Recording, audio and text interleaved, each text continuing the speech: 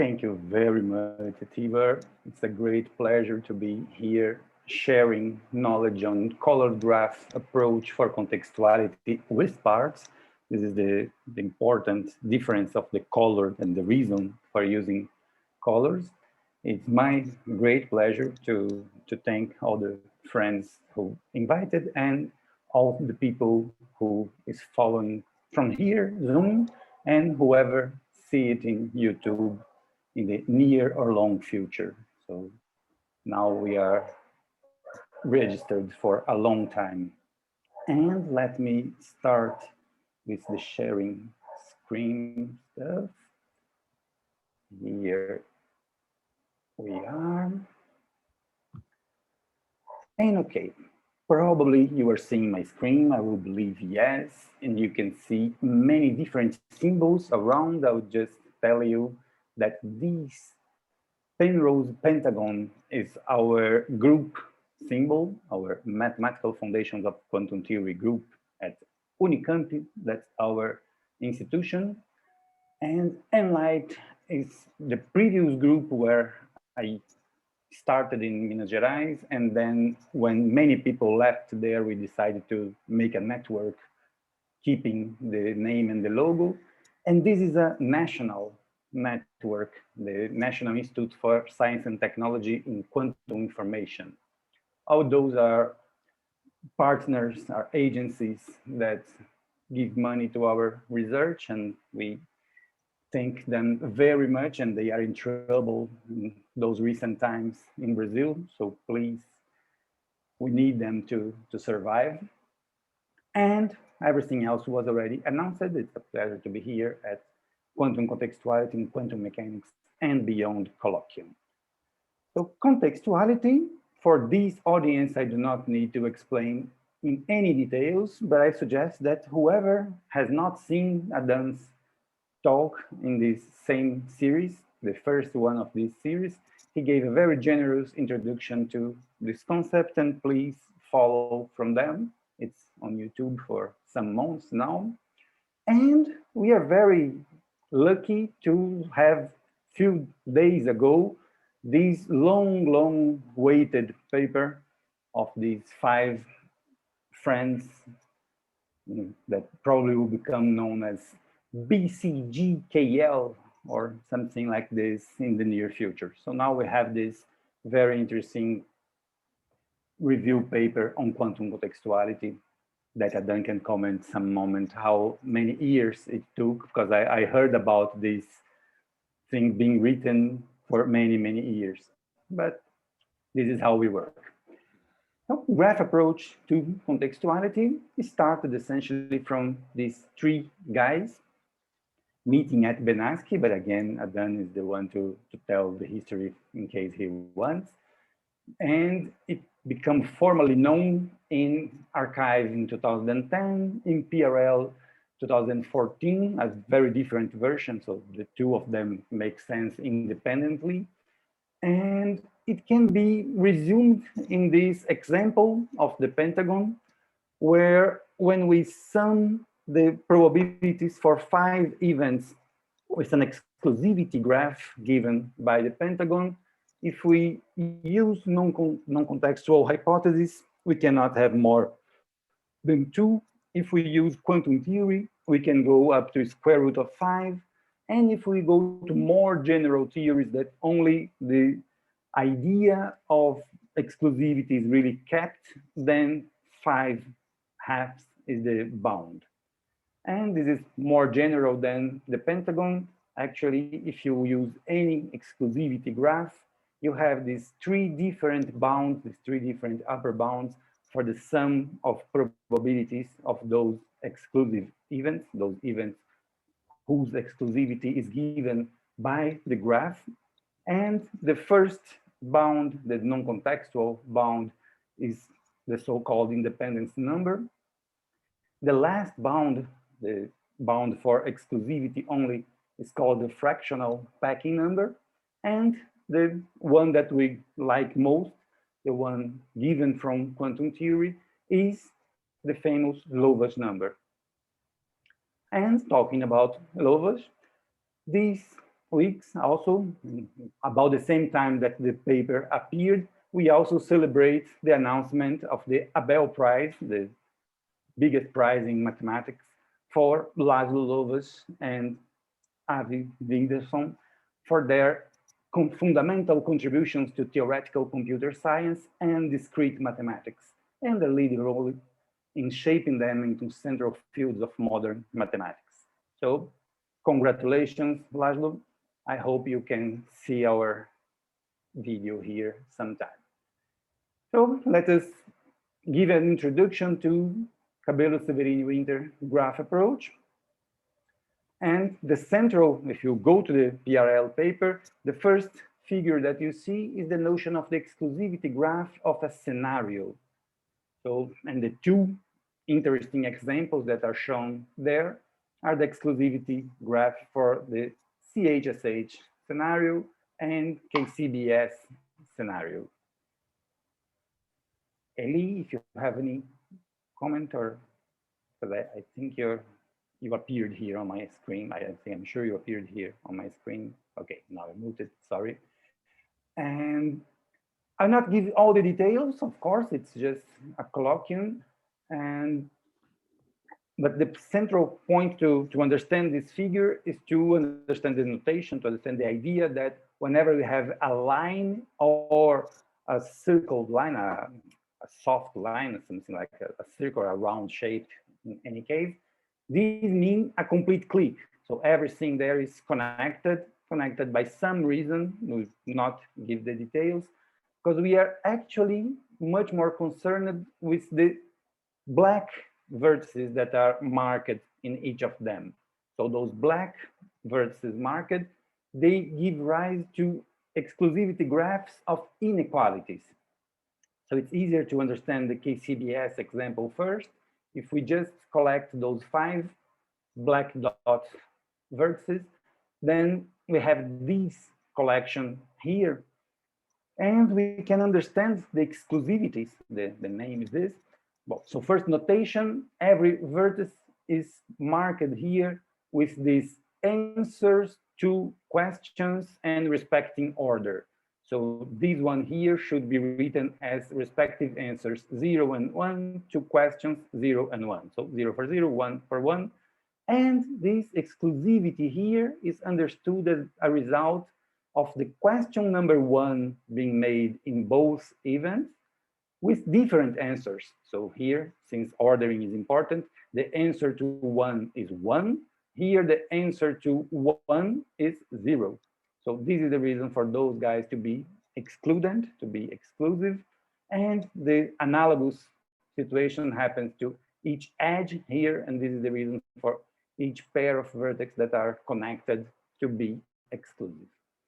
Okay. And analogously, we can do the same thing for those 8 vertex here in black for CHSH, obtaining one of the CHSH inequalities with all those labels in the same idea. So here, just 4 measurements, 0, 1, 2, 3. And we get this Möbius-like, or Möbius-shaped graph with this crossing here. So this is just a crossing, and I like this way of showing because it uses the least number of crossings. This is a non-planar graph. We need to cross somewhere, and it keeps to the minimum this number of crossings. Okay, but during the rest of the talk, I'll use the most common representation of this pizza shape. And here it's important to understand that this is just a multi-crossing of all the edges. This is not a vertex. And we have only the 8 vertex here. And all of them labeled in the same way as in the previous page. So what do the graph approach teach us to do with this graph? So we can write this quantity, this sum of probabilities for each of these events that are marked as vertices of the graph. And we understand how to bound them for each assumption that we make. I'll focus only on the 2 that interest us more. So first, if we think as we are used to think, if we think non-contextually, then we can optimize this linear function of probabilities simply using the idea that the points where probabilities are 1, the deterministic points, will give us an upper bound. And then this means that we can choose appropriately the larger number of vertices to have this probability 1 assigned. Whenever we choose a vertex, we cannot choose any connected vertex because they are exclusive, they are excluded. So one example is like this, those 3 balls, those 3 green balls give us a reasonable choice of yes answers. And we can analyze this graph and show that no more than 3 can be chosen. Of course, many other choices are possible, but no choice is available with more than 3 vertices. And actually, this is the definition of the independence number of this graph, this specific graph. And this is the general notion of independence number. Given a graph, you want a maximal set of vertices where no 2 of them are connected by an edge of the graph. Okay, and from Cabello-Severini-Winter, the interesting part is that this is exactly the non-contextual bound. This coincides with the non-contextual bound. And what we have done here is simply to use classical reasoning in understanding those things. And this is totally consistent with the way we do classical probability theory, where the central idea is that intersection of events is also an event. So it makes sense to talk about the question number 1, for example, and to exclude answer 0 from answer 1, irrespectively of which other question can be made together with it. Okay. However, it's a graph approach. The labels are not part of the graph. So indeed, what we should consider in this discussion is something like what you see now. We have simply the 8 vertices. I numbered them because I learned that physicists like to number things.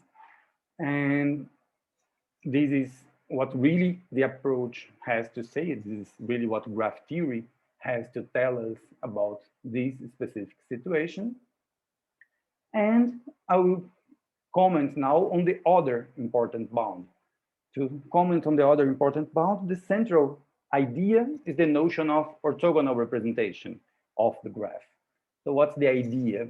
We should associate to each vertex one vector, one unit vector in some vector space which has an inner product. It has a dot product. So we have to obey the condition that whenever 2 vertices are connected by the graph, then we have orthogonal vectors. This is the reason to call orthogonal representation. And after assigning to each vertex one vector, we still need to choose another vector that we call a handle vector. And then those probabilities can be calculated in this specific way, this square of the inner product of those vectors, each vector for one vertex and the same handle for all of them. And of course, you recognize this as Born's rule. So you see the resemblance with quantum theory in this moment, or at least probably Simone Severini was the one to see this resemblance first in history. And with this, we have another bound, another upper bound. In this case, just an upper bound, not necessarily something to be a tight upper bound for a given configuration. And this is exactly the theta number that Laszlo Lovász has invented, has discovered, or however we decide to call. This is the Lovász theta number. And incable severity winter, they show that this is the quantum bound for the graph, the quantum upper bound for it. And of course, here we are using not the classical reasoning, but a quantum reasoning to argue, to describe this optimization process for this sum of 8 probabilities, or for this sum of probabilities for vertices of an exclusivity graph. Okay. One modification in this usual definition is needed for us to introduce the colored version of this. So the change that we are making here is to forget, or not forget, but to promote the vectors to projectors. Of course, we are used in quantum theory that those history of a unit vector in many cases is better understood as a projector, a unidimensional projector in the direction of this vector. Here we are simply saying not necessarily unidimensional. You can use projectors with any dimension you would like. So all projectors living in the same space, but projecting over possibly different dimensional subspaces of this given space. Again, with an orthogonality condition. So the orthogonality condition here, whenever two vertices are related by the graph or define an edge in the graph, then we have orthogonality in the subspaces that they project over. Okay, and in the same way, we will calculate these probabilities as the square norm of the projection of the handle in each of the defined subspace. So the usual quantum theory appearing again. I insist this is totally equivalent up to this case here, but it will be important for our generalization. Okay, and here I'm just making one important question coming back to the labeled version, that is, where are Alice and Bob in this description? So actually what we have discussed so far, despite the fact that we use CHSH inequality as inspiration, is the non-contextual CHSH inequality. The CHSH inequality where no restriction was made of an Alice and a Bob present, much less of spatial separation between them. We were just discussing 4 possible measurements with a compatibility graph, the idea that each even measurement, 0 or 2, is compatible with each odd measurement, 1 or 3. And this is consistent with the idea of having agents that we like to call Alice and Bob, implementing them, but it's not included in the graph. It's just, or even in the labels when we did it above, because we can have, for example, CHSH inequality violated using 2 different degrees of freedom inside a neutron. And of course, this is not a Bell inequality in itself, but it is a CHSH non-contextuality inequality. And this is what the original graph approach was made for, to take care of exclusivities, no important part being played by players or by parts. And that's what we will include soon. So I insist this situation allows for players, but do not demand different players, okay? And we can use the same graph, but now with a different labeling. So the only change I have made is to include a number 4 measurement here. So the number 4 measurement appeared here in the compatibility graph because it's also compatible with 1 and 3. So this is what is depicted here. And you see that this is a different labeling for the same graph, but the if we want to use Alice and Bob, the situation changed somehow. We changed the Bell scenario where the same exclusivity graph can be considered.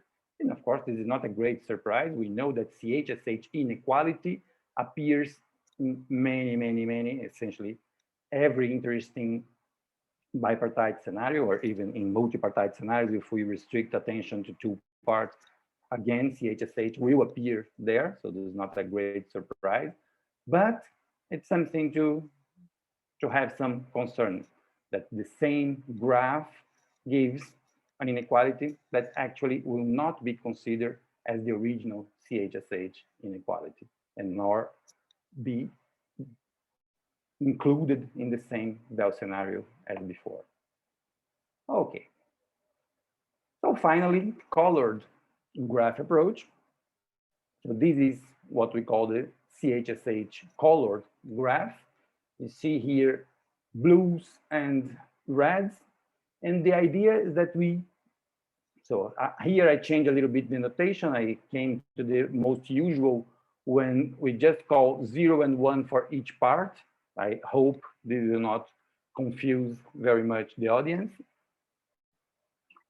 But a central part of this is that with this picture, everything that should be written here is already written in the picture itself.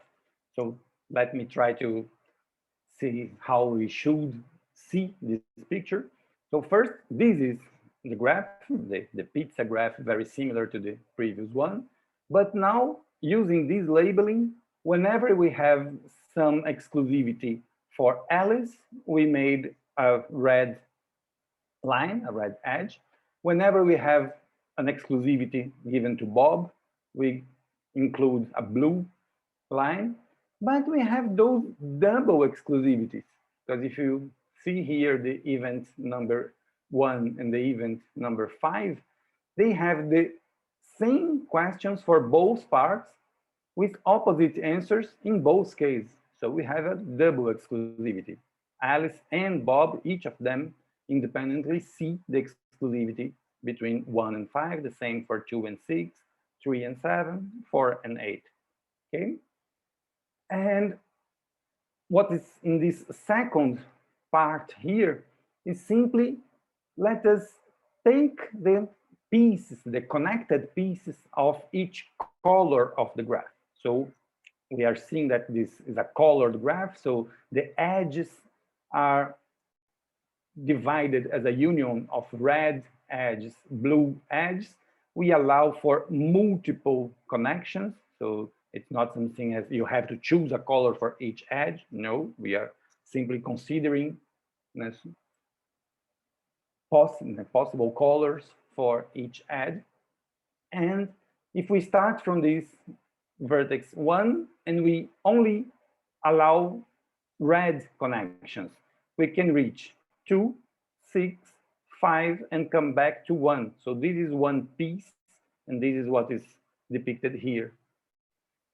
Analogously, if we go to vertex number 3 and only allow for red edges, we come from 3 to 4, 8, 7, and back to 3. And this is the second square here.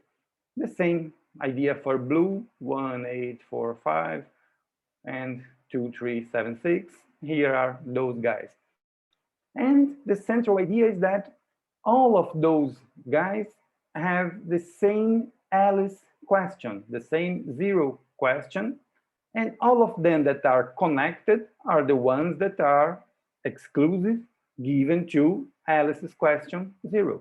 So 1 excludes 2 and 5 by Alice's question 0, but it does not exclude question 6, essentially, sorry, vertex 6, essentially because they have the same answer. So you have question 0 with answer 0 for those two guys, 6 and 1, and the same happens symmetrically for all those other guys here.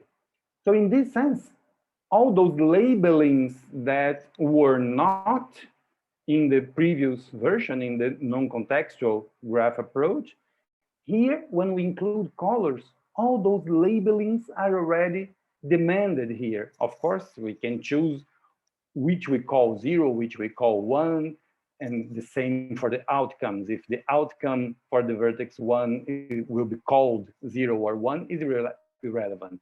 But here we have all the relations, all the exclusivities with the notion, the clear notion of which part is responsible for each of those exclusivities.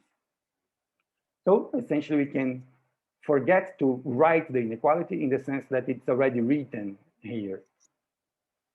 The essential part is written. So of course we can choose the alphabet, we can rewrite the same information with different labels, but all the central notions, which are the questions, which answers should be different, which should not be different, and all of this is already encoded in this colored graph. Okay. And now we have to understand how to generalize the quantum bound for those colored graphs. So we need to define the new version of orthogonal representation, actually orthogonal projective representation, suitable for this colored version of the graphs.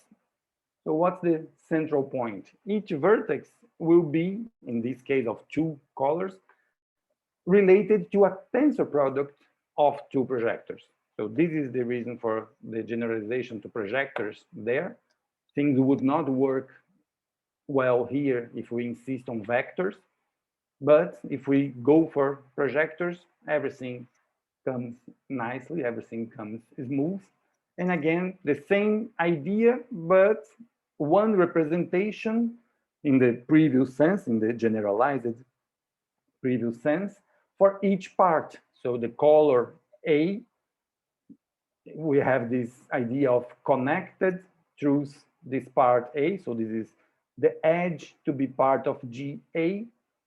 This demands that those guys are orthogonal. The same for B. If those some 2 vertices are connected in the graph GB, in the blue graph, then the respective projectors must be orthogonal among themselves. The same idea of choosing, you need to choose a handle.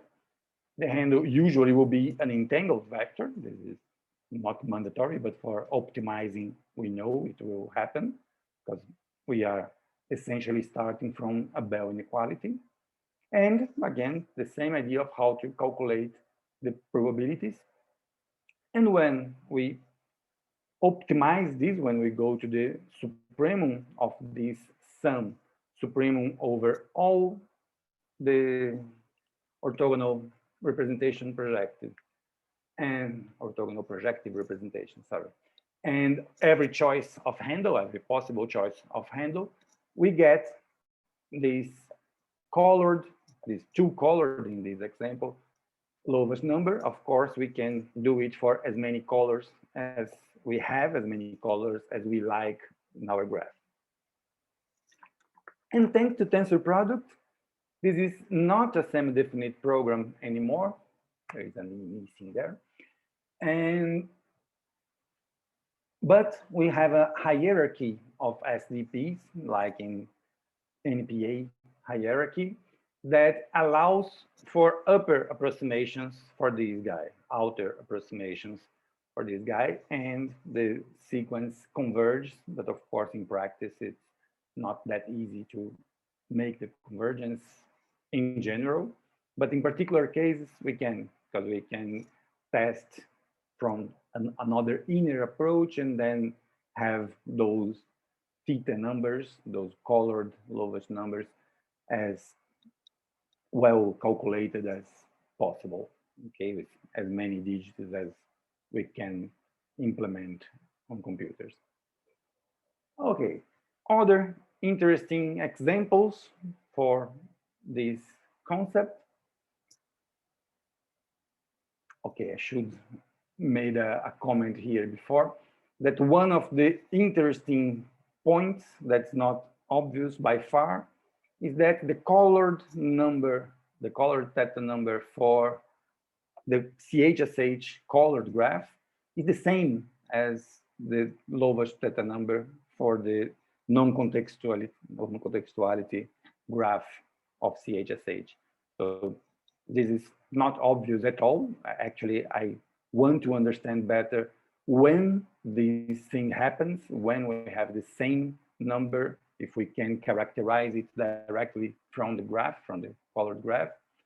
But let me talk a little bit about pentagonal Bell inequalities, where the normal, in quotation marks, behavior happens, that more restrictions make a maximum that is obtained by optimization smaller than with less restrictions. So here we can consider this pentagonal Bell inequality given by this graph here. Let me insist on interpreting these parts, the red part and the blue part in this graph here, as these exclusivities here we can understand as just one question with different answers for this guy and those other two. Those other two have the same answer because there is no edge here. They come from this pentagon. And another different question here with different answers for those two guys. The same configuration here, and we see that we have this double edge connecting 1 and 5. They are here and here. And one beautiful thing is that you can recognize this pentagon inside this much larger CHSH graph. Because if you simply take the 5 first vertex in this enumeration, then they really correspond to this here, alternating colors between graph, between edges, up to the last one that has the double edge. So this is 1, 2, 3, 4, 5, and then back to 1 by a double edge. And we calculate this theta number, that is the quantum upper bound, and we got this value here. Actually, this was previously known, but we confirmed that in this construction, this is what happens. And one interesting point of this approach is that two other pentagonal Bell inequalities were previously known.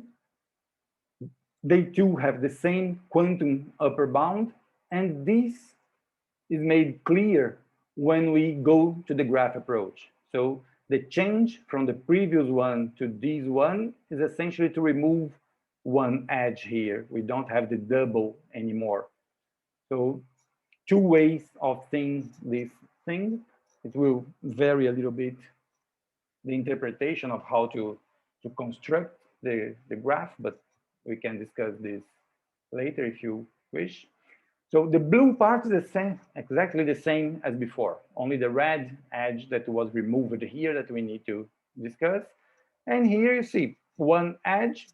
This is one question with two different answers. Another edge, another question with two different edges. Those are the connected pieces of this red part. And we have this number 5 here, that the parenthesis here is to say that we can interpret this in two different ways. We can interpret as Alice doesn't care for this vertex. It makes no sense to her. And this is the situation here when no question is made by Alice, and this is simply a monochromatic vertex. We can call like this a monochromatic vertex. And so this simply means no question for Alice is a just Bob event. Or we can consider, as done in this second or the third in the original list, pentagonal Bell inequality, when we consider a question number 2, a question that is not question 0, not question 1, a different question with whatever answer, because it will not distinguish from anything else. So in a sense, it could be a question with only one answer. That, to some sense, is equivalent to make no question at all. And this is why those two pentagonal Bell inequalities correspond to the same graph, then have the same upper bound, but they live in some sense in different Bell scenarios. In one scenario, you have 3 questions for Alice, despite the fact that one of the questions can be a one outcome question, and it's a good decision to be made if a one answer question is a question or not. But I'll not go to this direction. I'll just include here some more pictures. So this is the I3 example. And here we do not even write the complete graph, but only the parts. But you see that it's everything consistent in the idea that if we only look to the picture, we already know that we have 2 possible questions for Alice, 2 possible questions for Bob, and this is what you see here. You have only 0, 0, 0, 0, 0, 1, 1, 0, 1, 1. This is what you have. And in this case, it's a 24 vertex graph. And we can understand better those circulant graphs here, but let us wait a little bit for this to happen. Just another rich example. This is the I3322 in one of the many possible forms written. So here you have those vertex with no one, those monochromatic vertex as we call, that correspond, for example, to vertex 6 and to vertex 15. I can only see that. Okay, number 7 also is monochromatic, and number 11. So these are those 4 here. And here we depict the piece, the connected piece. And this is a much richer situation in the sense that we have different formats to analyze. And this is part of the question. Okay, we have here the theta number, that's the Maxwell quantum violation. And we got this interesting question of, okay, what those shapes have in common? What are the graphs that can, and which are the graphs that cannot appear here? This is part of the question that I want to answer in a few minutes. Okay. So refreshing what we have so far, the CSW only sees exclusivities, cannot see parts. Colored graphs characterize which part sees each exclusivity. So this includes characters in the discussion. We can talk about Alice, Bob, eventually Charlie, Damon, whoever. Okay. Until now, we started from Bell inequalities, draw its graph, and recognize parts. Parts, question, and answer, sorry. And the parts given by colors, the questions given by connected pieces of each color, and the answers given when we label the answers to give the exclusivities in each one color piece of the graph. Okay. But what about starting from the graph? If someone gives us an edge-colored graph, can we recognize if it fits into a Bell scenario? Because the answer is not ever for the question, does it fit? And the answer to can we characterize? Yes. And in cases where it fits in some Bell scenario, can we understand in which Bell scenarios does it fit? It's also an interesting question, and we essentially answer this now. So how to recognize a Bell graph?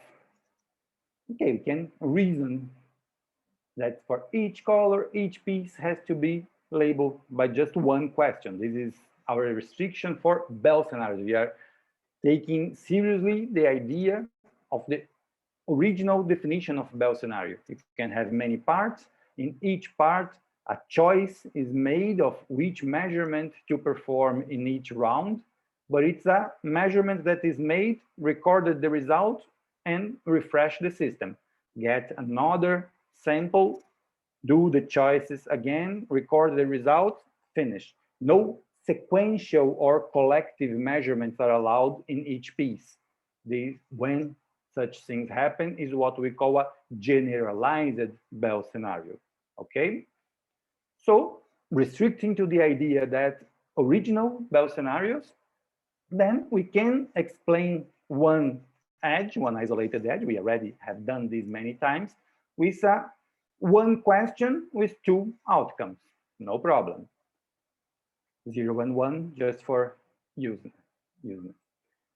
We can also have this paths of size 2. We already have seen them in the Pentagon, for example. That this, again, we use one answer for the two extremes, other answer for the middle point. And this is sufficient for describing the exclusivities. We can have this beautiful square, this twisted square that already appear in CHSH, that we have two possible vertices here, two possible vertices here, and as I said, a twisted square, because if you simply avoid that crossing, you can have those two guys is one answer, those other two, the opposite diagonal is the other answer. And of course, we can continue to play like this. We can have as many zeros as many ones. Each zero excludes each one. So this is the notion of a bipartite graph. So this is essentially what we can do with a two-outcome question, okay?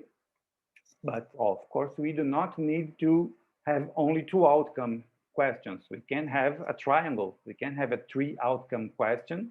Those exclusivities are well explained by a triangle. And again, we can do what is sub something. I don't know the perfect word here, but what we can think about the previous picture where I was simply multiplying vertices in each situation. I started from just one edge and I made copies of each vertex, each original vertex, as many copies as I would like. And this is how bipartite in this case, but k-partite in general case graphs can be understood. K-partite complete graphs, sorry, it's important to stress. So another example, you can multiply just one vertex of this triangle, and so sorry, the outcomes there. But if we multiply the vertex with the answer 0, then we have this other possible picture that already appeared in I3322, for example. And this allows us to understand completely which are the pieces that are allowed for appearing in a colored graph of an inequality, which is a Bell inequality in its original sense, inequality that can be obtained in a Bell scenario. Okay, so for each color, each piece has to be a k-partite complete graph. And how to understand the non-Bell graphs? So we have to understand what are the prohibited structures, what cannot be described as a Bell thing. So these we know that we can describe, just given one question and 0 and 1 answer. These can also be described. We use, again, the 0. But if we continue here, a path of size 3, we cannot explain anymore with only one question. Because if we use 0, it will not be connected with the previous one. If we choose 1, it should be connected with the first also, and it would make a square and not this. So essentially, the only way of labeling those exclusivities is using more than one question, and more than one question in some part at each round is non-Bell. It's something generalized Bell.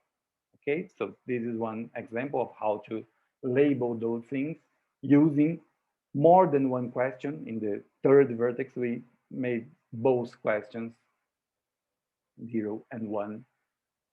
Other prohibited structures, so actually any path of any size 3 or larger, so any path larger than 2 is prohibited, but also cycles are prohibited. Cycles also need more than one structure, more than one question, sorry. And essentially everything that is not included in the previous one is prohibited. Those are just simple examples that we like and that we see in many interesting examples. So one interesting generalized Bell scenario that we like and we promise interesting results for the near future is this KCBS plus CHSH scenario. This idea of having in one part 5 possible questions, in the other part 2 possible questions, but in the part with 5 questions, we allow for compatible questions to be done jointly. So this is the difference to the previous analysis of this configuration of this Bell scenario, or this generalized Bell scenario. Okay, so this characterization can be written as a theorem. Some people say that you should always include a theorem in a talk. So this is essentially what we have discussed so far, that a colored multigraph represents the relations of exclusivity between events in a Bell scenario, if and only if the graph of each color C is a disjoint union, so the pieces of MC complete OJC partite graphs, so YO of outcomes. So the number, what characterizes how the K partite thing here is the number of outcomes of that specific question of that specific color. And this theorem appears in a very slowly written paper yet to be finished by Rafael Rabelo, Adan, and I. And it also characterizes the minimal Bell scenario where this inequality represented by this graph can fit. So we need to have at least C colors, at least MC, the set of MC components of the graph measurements, and for each component, we characterize it as a K-partite graph, and this number K that we denote here, OJC, the number of outcomes of this specific J measurement of part C. Okay. And such a characterization, one good news is that it can be done in polynomial time. So this seems very complicated in first guessing, that we should take too long to characterize whether every piece is like this, but it's not. It's something that we have efficient algorithms to characterize whether a given colored graph is or is not a Bell graph, a graph of a Bell inequality. Okay, so just revisiting some examples that we have seen, I just included here again the 2 labelings that only differ from this. We use here a number 4, so we have 3 possible questions in one part, 2 possible questions in another, and we can say that here we have different colored graphs for those 2 situations, and this is something that the figures I'm taking from something that we do want to appear in archives this next month, together with Lina Vandré, that's around here. She's in some of those boxes. And here we have the original CHSH colored graph, where you can see alternating in the bound, and here double edges for each of the opposite vertices in this configuration. While here you see that no double appear in those 2. And this no doubling anymore makes that one part, in this notation, the blue part, has this 4-1-1 notation here. 4 for the square here, for this 4 vertex cycle, and 1-1 is just the number of edges. So there are 2 pieces of just 1 edge. Oh, sorry, I was discussing these yet. And okay, and here you have this situation of 3 different questions for one of the parts. This blue part here, we have 1 question for those 4 vertices, 1 question for those 2, 1 for those 2, exactly like happens here for the even numbered questions, okay? And those are the guys who created the colored graphs at Belo Horizonte at this time. This was our room there with many colored graphs there and our discussions to understand those things. Here is how we make group meetings nowadays, those 2-dimensional setups. Lina is here and some other interesting guys appear around. Rafael is hidden here, and I don't know if he arrived later, but he said that he could possibly miss the talk, but would follow it in the YouTube somehow. So hello, Rafael, we talk about you. And concluding remarks, colored graphs include the important notion of part of players in contextuality scenarios. More broader than just Bell original scenarios, we can have generalized Bell scenarios. It's easy to read whether we have a Bell or a generalized Bell inequality. A colored graph invariant gives tight zero-sum bounds, at least for the case of Bell inequalities. And again, in Bell cases, labeling is automatic and it's included in the colors. It's not something that we have to choose at our idea or from our ideas and then obtain results that can depend on those choices. This is not desirable in many cases. And some open problems, some problems that I consider are interesting.